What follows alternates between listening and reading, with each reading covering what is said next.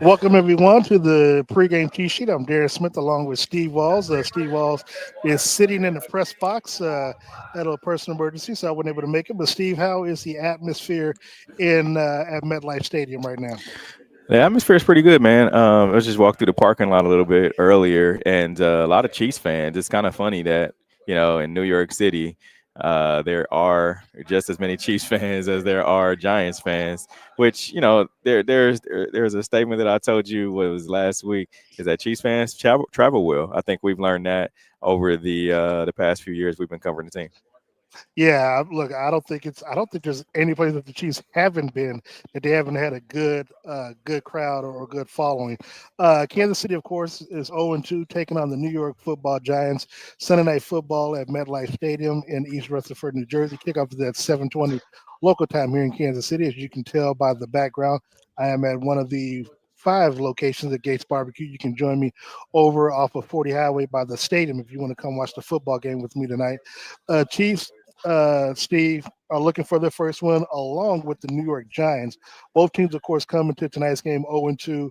The Giants, of course, lost in overtime last week at the very end of the ball game, 40-37 to the Dallas Cowboys. However, Russell Wilson had a dazzling display on the offensive side of the ball, passed for 450 yards, while the Chiefs, when you look at today's game against the Philadelphia Eagles and the Los Angeles Rams, had a missed opportunity last week and not knocking off the defending Super Bowl champions.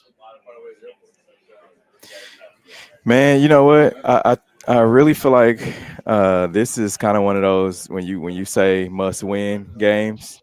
This is definitely one of those must win games because and you can give me your thoughts on this, but when you look at just how this team has started 0-2. You come here and play, the New York Giants, and the next week, of course, you're back at home against the Baltimore Ravens, and then you go down on another road trip to Jacksonville. So none of these teams are, any slouches by any means. But it's like, if you don't win this game, then of course you're going to have a tough task going into next week. And then of course, then again you're going to go down to Jacksonville and have another tough task because I don't feel like the Jacksonville Jaguars are that same team that you beat up on the last few times that you played them. So I think this is kind of one of those bumps in the road type games that you've got to win. Shout out to everyone who is joining us live via social media, whether it's YouTube, X, or Facebook. Shout out to my mom, Nina. I see you up in the chat. So we wish you hopefully you enjoyed tonight's game. But Steve, going back to your question, I mean, the Chiefs, as you talked about these missed opportunities. Again, it's the little things that add up throughout the game that ends up playing a big role when we look at it in its totality on the team, whether they win it or in this case, whether they've been losing games. We talked about, after this past week's game, how that missed kick by Harrison Bucket and the missed field goal in the first quarter, I think on their opening drive, played an effect. Now, it wasn't a large effect, but it did show that had he made this kick, the game goes a little bit differently throughout the rest of the way. And of course, Travis Kelce missing the touchdown pass that ended up becoming an interception and almost a return for a touchdown, of course, did not help as well. So, the Chiefs, they've got to limit the mistakes tonight, starting off, and they have got to establish a run game. And don't be afraid to utilize their running backs instead of having Patrick Mahomes be their lead option. Yeah, I agree. And if you look at this Giants team, it's kind of been a tale of two games, right? The first game that they played against, I believe, is the Washington football team. They didn't score a touchdown. And then last week they kind of lit up the scoreboard. So I think they're kind of up and down, scratching their heads because they're coming to this game 0-2 as well. So both teams are winless, and it's one of these teams have to win today. Yeah, and I mean, I thought about it unless they somehow tie. But the way but really, that'd be crazy. But really, if you think about it, the way games have turned out today in the NFL, nothing would surprise me. I mean, there's been at least 2 games that I can, the Arizona San Francisco game along with the Tampa Bay game. Those games, and they played the New York Giants. They played the New York Jets. I'm sorry. Both of those games ended with walk-off field goals. So it would not surprise me and along with Cleveland, I think the Cleveland Browns did as well against the Green Bay Packers. So the way that these games have unfolded today, it would not surprise me, if this game came down to the wire, which it really shouldn't be because you would think with the lineup or with the roster that Kansas City has, they have a better roster overall um, than the New York Giants. But the Yeah, Giants, on paper, yeah, this on Chiefs team is much better. yeah, and you know what? And here's the interesting thing. If you stop and think about it, the way that the Giants have constructed their defense is actually built to put pressure on Patrick Mahomes in Hmm. tonight's game. Their defensive line, their back end. So this is really not a game that Kansas City can take lightly. Of course, you don't ever take any game lightly in the NFL, but especially after coming off of last week's game. But you know, a lot of people would have thought that this would have been an easy W that you can just chalk up for the Chiefs. But after the way that they've played the last 2 weeks, and they've played some good defensive teams, including, and got to give credit where credit's due, including the Los Angeles Chargers. They've done well defensively against these teams where they've only lost by one score. But again, as Vincent DiCarlo said, if you're going for a Super Bowl or trying to go back, we don't do excuses here in Kansas City. Of course, and you mentioned the defensive guys or this defensive unit for the Giants. I mean, they're no slouches by any means. I mean, you've got led by Abdul Carter, of course, and also Dexter Lawrence. Those are two guys that you definitely have to have earmarked and watch out for. When you look at this Chiefs offensive line, because those are guys that can get after the quarterback. And it seems like to me this has to be one of those games where you have to get the running game going. And I know you can attest to this, Darren, that this is really a home game for Isaiah Pacheco. We remember when Isaiah Pacheco kind of had his breakout game the last time he was here in New Jersey. And it's like a homecoming for him. So I think you gotta feed him and at least see what he can do. Look, according to Andy Reid, also talked about this being a homecoming. Of course, the last time you and I were there, I believe it was like week two Hmm. of the NFL, where we thought Patrick Mahomes was going to take on Aaron Rodgers, and of course, he had the Achilles tear in week one, so Hmm. that match never took place. So that was, of course, on Sunday Night Football that you and I were at. So literally almost 2 years, in a week to the day when these, the last time the Chiefs were in New York City or in the New York area. Look, it's simple. I mean, it's easy to say run the football, but you also, as the coach and the coaching staff, have to have that mentality. I've talked about it this week on our shows that Andy Reid is known. Actually, someone on one of the major networks called him out today. Said that he's the only offensive line coach that doesn't like to run the football. Hmm. And so, Hmm. if you think about it, that is true. And Hmm. it was Rick Ryan. Rick Ryan of all people said that today. But And if why do you feel like that is? I mean, he's an offensive lineman at heart. So you would think that the way that this offensive lineman is set up. I mean, we've talked to Trey Smith and Creed Humphrey, and even back when Joe Tooney was with this team, and they said that their main objective at that time was to maul guys, right? Like they wanted to bring the pain, and they called themselves the tone setters. So I just want to ask you, like, why do you feel like that Andy Reid is, and this has just been his MO, throughout his coaching career, is that he, rather throw the ball first? I'm gonna be honest, ever since he's gotten Patrick Mahomes, he's got a Lamborghini back there. I mean, Yeah, true. But it didn't start no, with no, no, Pat. but think about it. When Andy Reid came here, now, look, what he did in Philadelphia, different, he had different squads and different players back then, but what he did there is different. So, but when you look at when he had Alex Smith, people complain, even when they had Tyreek Hill, how he would not throw the ball down the field. And and, Hmm. and, and what was the biggest gripe? We can't expand this offense. We can't open up the offense. So the moment they drafted Patrick Mahomes, of course, now Alex Smith last year was when he really opened up the foot when he started passing out of field because he Right. knew he wasn't going to be here anymore. But Right. once Patrick came, it was like, okay, you got a guy that can literally stretch the field at all times. And Andy wants to look. He's always wanted to be able to open up his playbook and to be able to put points on the board. You can't put points on the board when when you're throwing 3 yard chunks or whatever with Alex Smith or other teams like that. So that you got Mahomes now again. At that time when he was putting up a lot of points, he also had Eric Bieniemy that was kind of playing off of him where he could have a balanced offense and running the football because he knew he kind of gave him an idea of, hey, let's run the football here. Now we just do it to where, okay, we run on first down and then we just go back and start passing, because Yeah. because we got Patrick Mahomes and we just don't. Now I don't know if it's a trust factor to where Andy and them do not trust the offensive line, but to be honest, you had all off season, you had all training camp, you had all OTAs, you drafted Josh Simmons, you moved Kingsley from left tackle to left guard and trading Joe Tooney. So it's like I don't. I don't have the exact answer as to why Andy doesn't. It just seems to be his MO. And for him, if Andy could put up 60 points by throwing the football, I think that's what he would do, and I and totally and, agree. and wouldn't and wouldn't have it any other way, and wouldn't apologize for it. But the problem is he doesn't seem to have all the horses right now at his disposal.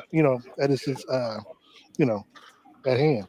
And I think that's one of the I don't want to say problems that has kind of haunted Coach Reed throughout these past few years is kind of similar to previous of him going to the Super Bowl and actually winning the Super Bowl. It was him, time management, a game management, and actually making it to the Super Bowl. Now that he's gotten there, won a few, it's always been the just run the football type thing. You much rather pass, put up 60 points, like you said, instead of running the football. Which today I think we'll have to see a different Chiefs team. I mean, there's no extra guys coming to this offense. It's who Is you have.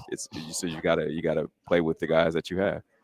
And here's the flip side of that. It's like you said, no one else is walking in the building or walking through the building right now. Hmm.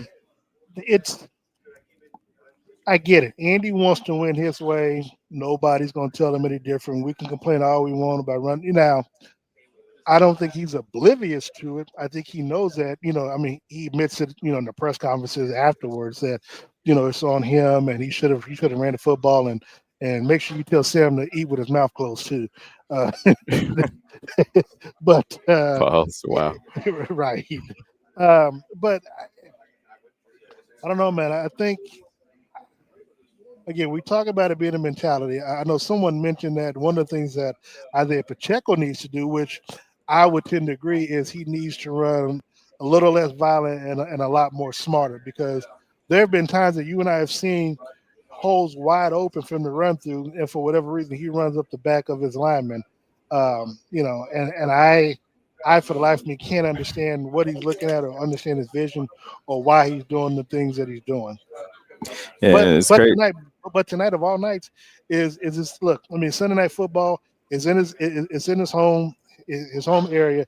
Andy has talked about allowing Pacheco, saying to have these big games when they're in this area. So it's really going to be up to Isaiah, to show that hey, keep giving me the ball, and it's going to be worth it if you give me the football. Yeah, and this is like I know we talked about it a little bit before. The Chiefs are coming into this game trying to break somewhat of a stretch in franchise history. If you think about it, they've never beaten the Giants on the road ever. I was gonna, yeah. So just talk about that for a minute, man, because that's something that I feel like they want to have happen today. Yeah, the last time these two teams played, of course, was here at Arrowhead back in November of 21. The Chiefs beat them 2017, and that game was a struggle within itself. But that was during that time where the Chiefs were going like 3-4. Hmm. They were coming off the 3-4 stretch to start the season. Look, the sheer fact that the Chiefs have never beaten the Giants, in the New York area, whether it's in New Jersey or New York, is astounding to say the least. But again, this is now this would have been great had the Chiefs played the Giants last year, but of course they play them every 4 years. But this year, they got three new quarterbacks and Russell Wilson, Jackson Dart, and Jameis Winston, and then of course, but the thing is, they've got they've got some studs, offensively on the squad. They've got, Malik Neighbors and Wandell Robinson on the outside where, we talked about it this week. I think that they're going to stretch and test Steve Spagnola's defense right away. I mean, and look, and after what you said, now granted, after what we saw with Dallas today, this could be a good opportunity for Kansas City to, send to put some points and some yards up on the Giants. And it is what the crazy thing about it is as much as like media, national media talk about that this Chiefs team just isn't the same. This Chiefs team can't do so many different things. Well, they're still, to me, they're still surprised that this team is 0-2. So you can't have both. You can't have be A lot of people surprised that surprised about this team's team that. isn't winning and also say that this team can't win. So it's kind of weird, and I think not only are they surprised, but we're surprised. I think Kansas City is surprised as well. Steve Walls and Darren Smith with you with the pregame cheat sheet, live on location. I myself at the Gates barbecue restaurant near the stadium. Steve, of course, in the press box at MetLife Stadium. Steve, what's the mood among the media members there? That you had a chance to talk to. Anybody think that this is a must-win game for Kansas City, or do they think that Kansas City can get got again? No, I think it'd be much different if this was week 7, week 8. You know, going into almost the second half of the season. This is still early. It's only the third week of the season, so it's still a lot of football left to play. The one kicker is the fact that the Chargers, keep winning, and you Yeah, don't that want to was that fall was too shocking far how they came behind. back from behind. Yeah, they Yeah. came back from 7 down. They were trailing 20-13. I look at my phone. Next thing I know, they won 23-20. So, Hmm. and Hmm. and And they. and, and stop and think about it. I'm sorry, stop thinking about it. They're 3-0. The Houston Texans last year, they were of course team that they've played the last couple years in the playoffs. They're 0-3 as well. So, and I think Jacksonville is either 2-1 or 3-0. But a lot of teams that we thought were going to be bad this year are good, and Mhm. teams that we expected to be good are now in a situation where they're 0-3, 0-2, like the Chiefs, with a chance to fall to 0-3 if they're not careful. Yeah, it's very very interesting, because this here's the thing too. You don't want to fall too far behind whereas you're looking, you're on the outside. No, I don't understand that they'll be on the outside looking in for the play in a playoff race when it comes down to it, because they haven't been that. I mean, throughout since 2018, 2019. So I just think you gotta start stringing together some wins. Yeah, and look, and when you stop and think about it, the Chargers did what they were supposed to do. I mean, they went up and they beat Las Vegas last week. Look, they came back again. I'm still astounded. Uh, you know, they just did not. Well, they just did not have a good game. The Denver Broncos didn't, and so the fact that they were able to do that, to come back and win, that is big for them. The Chiefs just have to, as we always talk about, just take it one game at a time. Get through tonight's game. Do the Yeah. little things, saying that add up, because you want to see some sort of progress, some sort of improvement from week to week. Hmm. Again, if you can win this game, you're okay. You technically, you're 1-2. They're 3-0. You're technically 2.5 games behind them. You will get a chance to get some get back when they come. When they come back to Kansas City. But all you have to do is continue to play the team that's in front of you. And when you get a chance to play the Raiders in Week 7, when Rasheed Rice comes back, and then of course you get a chance to go to Denver and the Chargers and coming here. You just got to win those games. Win those games, win those head-to-head matchups. So at worst, you can tie with the charge, and then hopefully, depending on who has a better record and confidence, stuff like that, that stuff will come into play later on down the way. But like you said, it is early. It is only week 3 for a lot Hmm. of teams, but can't afford any mistakes. You cannot afford any missed opportunities, and tonight is one of those nights. Yeah, 100% agree. You got. I mean, last week was I would say a missed opportunity as well, because, like you said, you had Harrison Butker missed a field goal. You had Travis Kelsey who dropped the go ahead touchdown pass, and let's be quite honest. I mean, Patrick has missed a few throws as far as Tyquan Thornton goes. I mean, you remember he Yeah. was wide open with about 4 minutes left to go in the fourth quarter. So I think there's still some things that this team definitely has to clean up. And I want to ask you, did you see any positives over the last couple of weeks? Well, the positive from my point of view Yeah, is that you know had they done the small things and look, I go back to week one. I guess if I were to be honest, it's the sheer fact that they were in the games and they should have won these games, which I guess is a plus, but also a negative because it makes it frustrating because you're sitting here at 0-2 versus 2-0. yeah, Again, if Harrison Butker right before halftime comes out, in Brazil and makes a 59-yard field goal, but somehow misses an extra point. He makes the extra point when the Chiefs turn around and score their touchdown. Now they're tying the game up and they don't have to worry about going for two. And so you get a chance to play the rest of that game out in Brazil in a manner in which the Chiefs might come down and the game either goes in overtime or the Chiefs might be able to win that ball game. And then again, as we just talked about last week, the the three missed opportunities with the field goal and Patrick overthrowing Thornton, and then of course the interception as well. So there's a whole bunch of little things that, as Andy Reid says, they're right there. But mm. the problem is they shouldn't be right there. They should already be there. That's Yeah, the difference. yeah, yeah. I 100% agree. And real quick, as I look around the stadium, man, I see just as much red, if not more, than I do blue, which is wild. So I imagine they're probably gonna have another light show tonight, huh? I'm not sure. I remember they did do that with the Jets, but that was, of course, Aaron Rodgers, first game here. So I'm not Mhm. sure. We haven't been here since then, so maybe they do. No, okay. Well, so obviously, let's talk about Travis Kelce because we mentioned him a couple of times. How big is tonight's game for him? Again, 2 weeks in a row where he's been like the center of attention in the games. And then of course, we see a situation where after the game he's not doing what he's supposed to be doing. So let's talk about that quickly and then of course get to our X factors for tonight's game. Yeah, I think this is, and I think we talked about it earlier this week, was the fact that, anytime, especially a guy like Travis has a game like he did last week, Patrick makes a point to go back to him a lot of times in the next game. And that's with anybody, just with Andy Reid. He always says that he sticks with his guys. But Travis has been here before, and we've seen it before. If I'm a betting man, I would say that Travis is gonna have a pretty good game tonight. Well, for many people who are betting, I'm Well, pretty yeah, sure that yeah, they want him to have a good game. yeah. I X agree. factor for you on the offensive side. Now I know the last couple of weeks we've kind of stuck with our regular X factors, but anything different in this week's ball game for you for your X factor? Whew.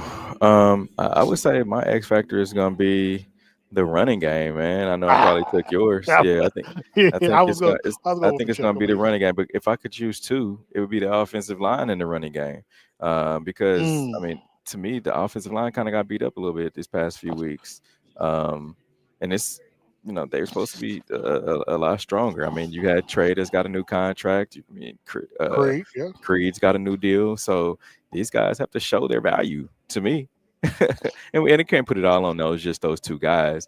But I think, But they're the when leaders. I you mean, look but they're at, the veterans on the team. yeah, but even when you look at Jawan Taylor, the penalties just have to stop. You can't have drive killers, and that's these when you Yeah. look over the past two games, and I can't remember how many penalties that Juwan has over the last just started this season. What is it, 5, 6? Um, Well, he started with the first. Well, he's got 4, six so far this six, season. 6. Yeah, yeah. So you can't have drive killers, man. I think that's one of the problems too that we've seen over the past few games. Steve, look, I'm with you when it comes to those X factors because I was going to go with the offensive line because it seems as though social media, but really not even social media, but the national pundits have been calling out the offensive line. They've been calling out Trey Smith along with Creed Humphreys, saying that they're not playing well. And Yeah, the problem is that it's on tape, and so you know talking with Creed, talking with Trey, we know their mentality. They love to run the football. This is an opportunity now, saying it's, especially when you had a chance against, against the Eagles and didn't really do it. Here's a Hmm. chance tonight because look, they've got some good players on defense, man. That Brian Burns and Kayvon Thibodeau. I mean, so this is going to be an opportunity for them to impose their will with the offensive line and the run game, and to me, it's going to be a challenge up to them if they're going to turn around and do it. And again, I would love to go with the play calling and see if they're going to do it, but I'm gonna switch it up and go with the offensive line Okay. in today's game. Okay. I mean, Uh, that's a good X factor, man. I really do. I think that's a really good X factor. And real quick, with in response to Wade Phillips, who's on our chat, he said Royal is my X factor. I just don't know how much Royal is gonna get to play. Because again, he's got to it's be a it's gonna be football tough. Steve. Yeah, Yeah, yeah. you do. You do. X factor for you on defense. I'm gonna say Chris Jones. He hasn't had Damn it, Steve. a solid past couple weeks, man. I think he's got to be the leader of this defense. As much as I want to go with secondary, I think it's got to be Chris Jones. Okay, I was going to go with Chris Jones simply because he only had two tackles last week. Made a big deal about the play and stuff. Mhm. But since you're going with Chris Jones, I'm gonna go with Trey McDuffie. I mean, Hmm. because think about it. Last week, Malik Neighbors had what seven catches, 146 yards, two Yeah, touchdowns. yeah. So if I'm Spags, and Spags like to lead these guys out on the island, I Hmm. mean, hey, are you gonna be able to man him up tonight? And like you said, are you gonna be able to keep him from having a good, from having a big game? Because one thing Brian, the head coach will do, he will stretch the field. He will challenge you. And so I'm interested to see, saying the type of cat and mouse, chess game that both the head coach Brian Dayball and Spags, go at it with the one another. So for me, Yeah. that's my X factor in tonight's game. Okay. I mean, I like that. No denying. I like that. What's your score for tonight's game? You would. No, I want to hear yours first. I'll do mine every time. Nope. Well, you're supposed to because I'm hosting it. Um, So look, and honestly, I can't even remember what we said in our Red Hour show. So I'm trying to remember what our score was there. Yeah, I But need to start writing mine down in like a notebook or something. exactly, it we change. get It could change from day to day. exactly depending on who's playing or not. And of course, just so everybody know, Xavier Worthy, of course, has been ruled out, so he's not playing in tonight's game. But I've got the Chiefs winning, man. I just think they have to, Steve. I mean, they Yeah. just they. I mean, if you're a Giants fan, you're probably thinking of it, but they just have to because the schedule's not getting any easier. It's not going to get any easier, and so um, I've got Kansas City. I'm still trying to figure out where Mahomes is going to get these points from, but I think he's going to be able Mm. to work up some magic tonight. Sunday Night Football, he normally has decent games there, so I'm gonna go. I think it's gonna be a high scoring game because I know Dayball's going to challenge him. I'm gonna say 28-21 Chiefs. Mm. Okay. I was gonna say 28-17. So yeah, that's. Okay. I think we're right on. You're right on. All right. So Steve, before we get out of here, because I know they're about to start the national anthem stuff like that. You want to give a shout out to our sponsors tonight? Yeah. Real quick to my friends over at Dillard's on the road. So make sure you stop by Dillard's, and make sure you tell them that I sent you. They take care of whatever your game day look would be. The men's and also the ladies department. Dillard's located is on the road. So also my friends over at Riceum and Nissan. All right, and of course, I want to thank Todd's Clothiers and Taylor Suits. I know I'm not in the suit tonight. I'll wear it next week. But I do want to thank I'm KC because they gave me the Gates stuff. I had to make sure, what I'm saying, I sported it tonight. And of course, we want to thank Gates Barbecue for always opening up their doors for us and supporting us, both Steve Walls and myself. 5 locations here in Kansas City, Missouri. On Sunday, they have the half chicken and 2 sides, or you can order the fries to go along with it. The new stuff that they have across all 5 restaurants is the burnt E fries, burn in on top of the French fries, and of course the nooner that they have every day. So make sure you stop at any of the 5 locations. Tell them Steve or Darren sent you, and they'll take care of you. But again, here we are. Make sure you join us tomorrow night for the Red Hour, 6:30 to 7:30. Myself, Steve Walls, Sean Tyler, and DJ Q. And of course, we got to deal with DJ Q with the Eagles winning today, so we got to deal with that tomorrow night. God help us all. But follow Steve on social media at Steve Walls KC. Follow me on social media at Darren Smith NFL. This is the pregame cheat sheet. We'll be back next Sunday live from Arrowhead Stadium with an 11 o'clock kickoff for us for our pregame show. And then, of course, make sure you follow us on social media where Steve and I will bring you the postgame presser with Andy Reid and Patrick Mahomes and other players after today's game. So for Steve Walls, I'm Darren Smith. Make sure you tune in tonight for postgame coverage with myself and Steve Walls. And, of course, you can watch the game on what is it, KSHB, NBC, Sunday Night Football. One of Yeah, them. It's on there. yeah, Chiefs taking on and Peacock. Chiefs taking on the New York Football Giants tonight at 7:20 as they look for their first win. Steve, safe travels to you. We'll see you tomorrow. And thank you, ladies and gentlemen, for joining us. We are out of here.